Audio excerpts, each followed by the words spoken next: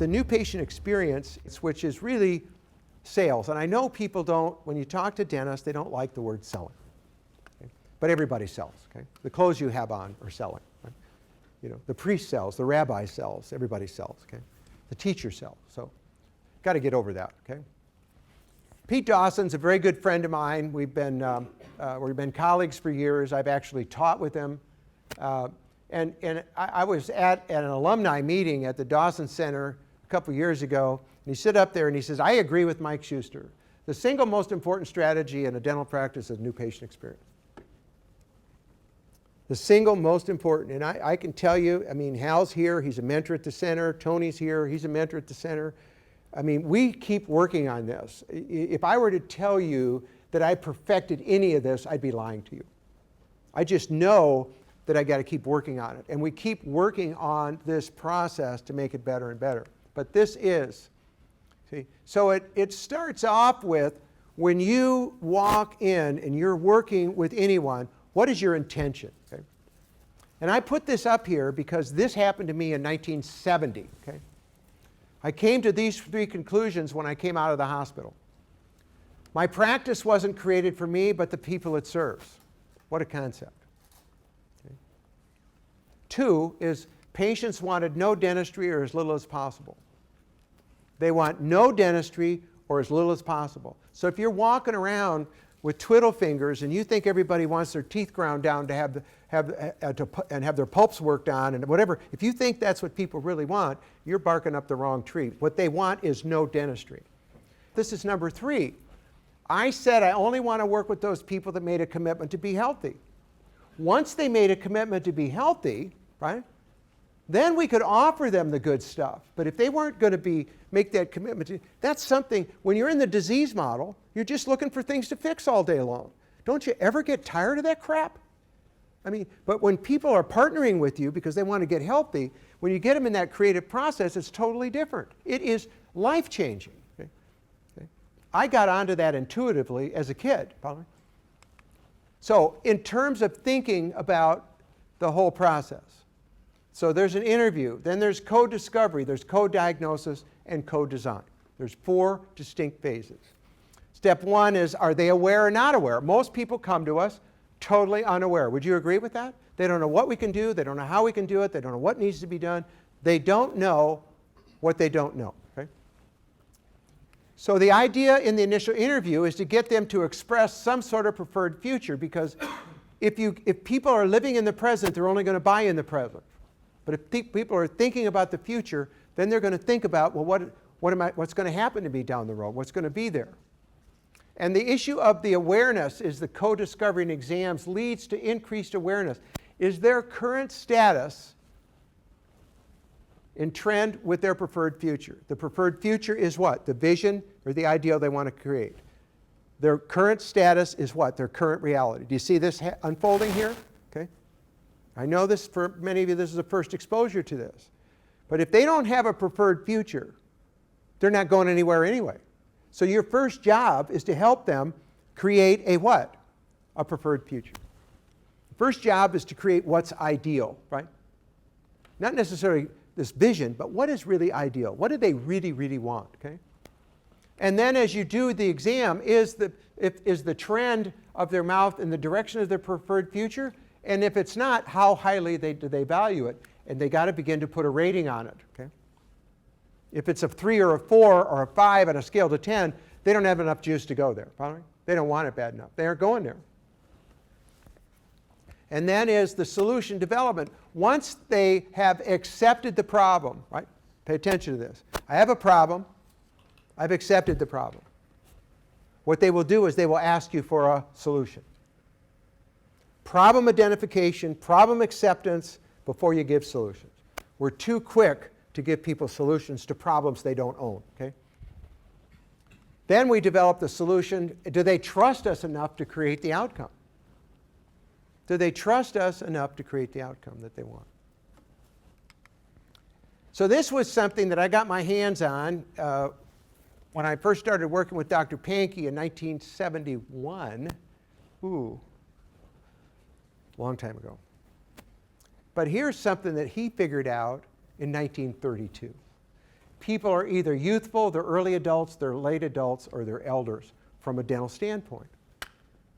From a dental standpoint. So it's about oral and systemic risk analysis. Perio risk analysis is first. It's the foundation, right? If you don't have a healthy periodontium, you don't have anything, right? Are they a 1, really healthy, a 5, kind of in the middle, or are they over here? Are they in a really a disease sort of stage? Okay? Not that they wouldn't have disease here, but advanced disease. What about their tooth health? What about the amount of destruction they've had of their teeth? What about their occlusion? What about their bite relationship? What about this? Okay? And so we have a problem here. The problem here is we have overspecialization. I have patients coming into my office that have had 5 periodontal surgeries. They got periodontal surgery all over their mouth and nobody's ever looked at their occlusion.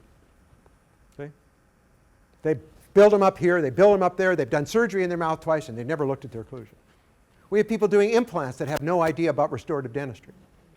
We're over-specialized and the public is getting screwed.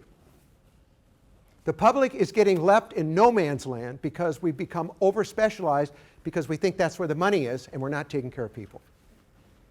And that is a fact. Okay? It's in all the literature today, it's everywhere. Okay?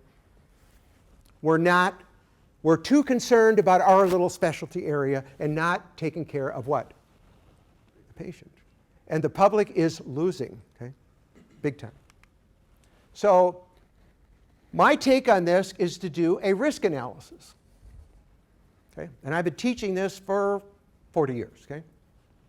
The first risk analysis is the perio because it's the foundation. The second is the teeth, the biomechanical risk, 1 to 10. The third is the occlusion, the TMD, the risk analysis. The fourth is this something that needs long-term care, right? Is there cosmetic risk? Is there long-term treatment? Is this a long-term kind of thing, right? And lastly, but not leastly, is what's the patient's general systemic risk, because the general systemic risk impacts everything. Yes, no? So as we think more about, and this is a level 3 kind of thing, this is not level 1 or level 2, this is level 3 kind of thinking. We're thinking more systems-based, okay? So as we work and think about talking with the patient, what is their current reality? What is it that they really, really want? And is there a gap between, what they want and where they are? So the very first thing we do, that I teach and I do, is I show people what health looks like. I sit down with the new patient and I go through this. And I go through the slides and I show them what a healthy mouth is supposed to look like, right? And we walk through, and most dentists I talk with agree that this is a pretty healthy mouth, okay? There's not Photoshop, there's nothing been done to this, this is real, okay? But that patient actually has cusps on his teeth. And this is not wear, this is the normal, shape and form of those cuspids in this person, okay? So it's not wear. So it's a pretty healthy 35-year-old, okay? So this is really pretty close to what health looks like. And these are slides that I've been showing patients since 40 years or so. I drop one in and I show them what health looks like, and then I put the other one in and I show disease. And I start asking them, can you see the difference between this and this? Can you see the difference? Can you see the difference? Can you see the discrepancy? And I get the patients to start talking about what they see, what they don't see, because I'm not just instructing them here. They have to what? They have to see it. Okay? So can you see what's happening here? Right? Now this is not them, but it's to give them an idea. It's going to be them because later we're going to put them into it. Later we're going to put their photos in against what health looks like so they can see what the discrepancy is. So I'm going to go through the dreadful story, and this is an iteration by Mike Robichaud, who's a mentor at the center, long-term 20-year student like Tony. And the issue of the dreadful story. Why a dreadful story? Well, number one, because it's dreadful. It's dreadful because here you have people going to the dentist every day all over the country, and they have no idea what disease is. And they have no idea really how to stop it because we're in the fixing business. We're not in the health business. We're in the fixing business. We're not in the health business. Just stay with me now. Just don't get upset at me. I'm just a messenger. Okay? And the idea is to transfer information to them in a logical but emotional mode, and to help the patient get an help me get an emotional connection with the patient. So we show them theoretically an ideal, a perfect tooth. I don't know if it's perfect, but it's healthy. And then we show them, well, there's the first of repair. Okay? So we got about, what, 20% of the coronal part of the tooth that's gone. At 30%, it needs to be protected. We're at 20%. We're beyond 20% here. Here's an accident waiting to happen. Okay? Actually, they're great for endodontists because they get cracked teeth all the time. But there's a second filling. Every time you restore a tooth, you take away more what? Tooth structure. And you do more what? Damage to the tooth, right? Every time we do that, we create more damage. We put the tooth at greater risk or less risk? Greater risk, okay? So every time we do our work, we put the tooth at more risk. And here's a tooth at more risk. And then here's a tooth at more risk, okay? And the story keeps unfolding, and then a root canal, of course, and then a cap. That's a cap. That's not even a crown. That's just a cap. Okay? But that's okay. We're not going to.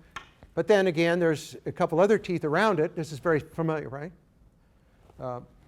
So the gun is cocked. It's loaded. It just, well, it's going off, but it's kind of going off piece by piece. One's breaking, one's breaking. So the dreadful story continues.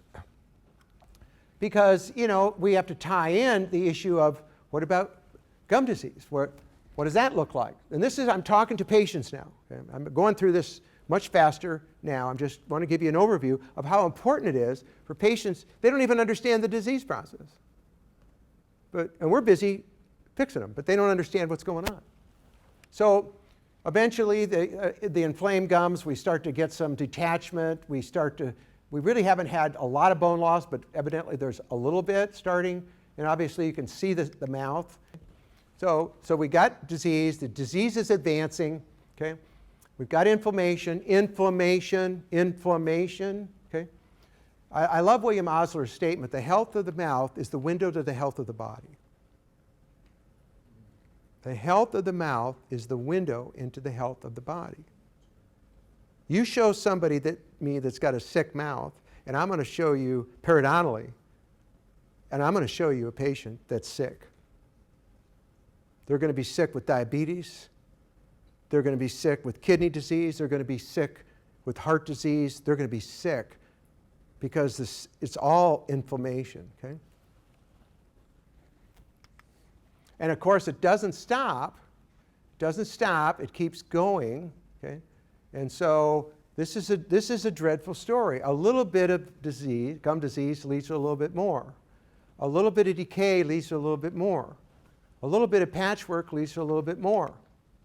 And I'm looking at this a number of years ago, and understand I went through 3 years of graduate school in periodontics at Iowa. So that's probably why I have as much interest in perio, a little bit more than most general dentists do, but it's the foundation of my practice. And I'm looking at this, and I'm thinking, okay, so we're going to scale people's teeth, we're going to clean their teeth, but is that really the problem? The problem is deeper than that. Now, I agree that the calculus will trap plaque. I agree with all that. But the calculus is a symptom. There's inflammation going on. So if you've ever had a splinter in your finger, anybody ever got a splinter and they left it in there for a while, it got red and it started to swell up, didn't it? Well, what's the body trying to do with that? Body's trying to get rid of it. So I'm sitting here, I'm talking to a patient, and this is 20, and I had this epiphany. Holy cow. What the body's trying to do is expel this irritant. It's trying to get rid of, it's got inflammation, and it turns out that it ends up getting rid of the teeth. And where I first started in practice, the physicians used to take everybody's teeth out, and their arthritis got better. I swear to God it's true. That's how antiquated Dyersville was. And they did get better because they got all that what? They got all that inflammation out of their bodies. Okay? It's a pretty heavy price to slick them, you know, but it was, you know. But I don't think that most dentists are talking to their patients like this. I don't think that most dentists take the time away from the dental chair to help people understand that it is dreadful, and what's going on here is going to impact the whole rest of your life and the rest of your body. Okay? So the third stool is the issue of the occlusion, or is this disease? I think so, but we were looking at disease in the previous slides, right? We were looking at occlusal disease in the previous slides. And I know you know this, and I've got to move quickly, but you know, the jaws don't develop unless people have teeth. The jaws do not develop in human beings when people have no teeth. The teeth are there to come into occlusion and start hitting each other to stimulate the growth of bone. Check me out if you don't believe that. And you guys should all know that's true. As soon as people start losing teeth, they start losing what? Bone. And they start losing facial muscles, and they start looking 10 years older for every 5 years they age. Okay? Because they're losing the capability of chewing and functioning. And I got news for you. Implants do not replace that. If you think they do, you're living in illusion. Okay? I'm not saying that implants aren't great. And I'm not saying we don't need them. But to take teeth out, good teeth out, and think you're going to have the same. I've got a couple implants on this area, and I don't chew the same as I do on the other side. So here we are. It's starting, okay? Somewhere, not a lot, but somewhere, some evidence of wear. And you see these people all day long, every day. Okay? You see this all day long, every day. Well, then there's some more evidence of wear, okay? More advanced. Now, I would agree there's probably other things going on as well here. And then we have the third area where we have more advanced, where we have abfractions and teeth are really breaking down. This is an advanced case. And how we see these. And actually, I'm surprised I see some of these people in Scottsdale. And so when a tooth isn't replaced, other teeth drift into position, and gee, I really didn't have time. I was busy. I didn't have time to fix this. You know, I was too busy, and so the teeth extrude, and then it gets a little worse, and because I didn't have time, and then pretty soon we end up with a smooth mouth. That's a dreadful story. Every patient that comes in my practice gets that story. Every patient, every time, gets that story. Otherwise, how am I going to connect with them, right? How am I going to build tension, right? How are they going to understand? Now, I'm not saying that you have to give them the story, follow me? But somebody needs to be going through this. So, a little bit of disease leads to a little bit more disease. So I talk about this. A youthful patient, one way over here, has maintenance program, straightforward, it's inexpensive. An early adult in this range has moderate perio, may have some tooth damage somewhere, yet it's not a rehabilitation. Late adult, the patient that's over here from a risk standpoint, you see I like to paint every periodontal risk, 1 to 10, tooth risk, TMJ risk, see? So I can, in the diagnosis, I can come up with what the risk assessment is, because it's not just a diagnosis, it's a prognosis. The amount of risk begins to tell you, begin to be able to predict, okay? If it's a late adult, it's serious gum and bone disease, joint occlusal problems, rehabilitation, multiple phases. Specialists are often involved, complex treatment, 2x the early adult fee. You got to get paid for learning how to do this, because you're going to spend a fortune learning how to do dentistry at this level. The elder is they've lost most or all their teeth, distal extension partials, et cetera, et cetera. So it kind of looks like this, okay? People are either here in, so to speak, a pretty healthy zone, or they're here in a early adult zone, or they're here in a later adult zone, or they're over here in a...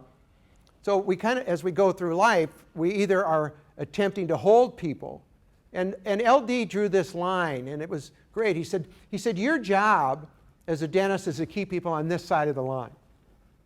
Keep them over here, huh? Because actually it's less expensive to restore people over there, right? It's less complicated. Once they get on the other side and their joints are breaking down and their bone is breaking down and they got just this big mess, it gets complicated, it gets extensive, and it gets enormously expensive, okay? So why do people buy dentistry? I thought I'd give you this from the prosthetic, the pros guys and their research. They buy it for function, to chew, to eat, to speak, to swallow. They buy it for psychological reasons, for safety, for security, for comfort, and sometimes even I'd say for control, okay? They buy it for longevity. Longevity is, well, how long is it going to take to retreatment? Too often people ask us what it costs to do it. And we need to be asking the question, what's the cost not to do it? You need to get not in a defensive. What happens if you don't do it? So if you set this up as youth, adult, elder, it's the Fram oil filter ad deal. We's going to get you now or we's going to get you later, you know? In other words, if you want to wait, that's fine. It's just going to be more what? More extensive, more expensive, right? Yes, no? Isn't it more difficult to retreat an ortho case than it is to do one right the first time? Maybe. Huh? Maybe. Not always, maybe. And isn't it sometimes more difficult to redo an endo than to do it right the first time? Oh, it's a mess sometimes in endo. And in our world, in restorative dentistry, you know, it's a mess sometimes to redo that stuff. They'd been better off having it done right the first time. Okay? So the patient judges success based upon one of those four. So your patients are in one of these areas. The more disability they feel, right?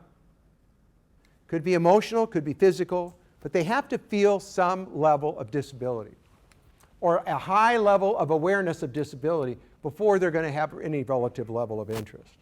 That's why it becomes so much a price question, because the disability hasn't been handled, the awareness hasn't been handled, and the commitment hasn't been handled, and there's no gap. There's not enough. So if somebody asks me the price question too early, I know that they either don't want it or I haven't done a good job with this. You with me, Ed?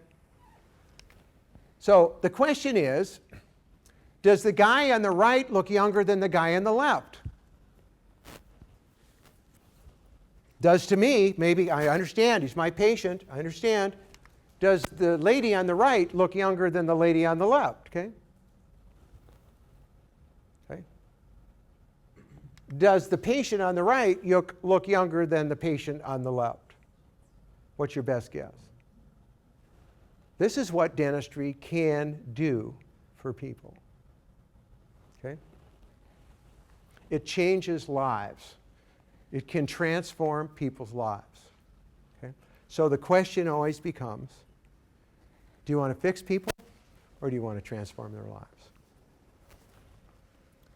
Help me with this. Now, we don't get to transform everybody's life, right? We need a few. When that happens, the switch goes on, doesn't it? Right? And thank you for what you did for my daughter. That's life transforming. Don't you agree?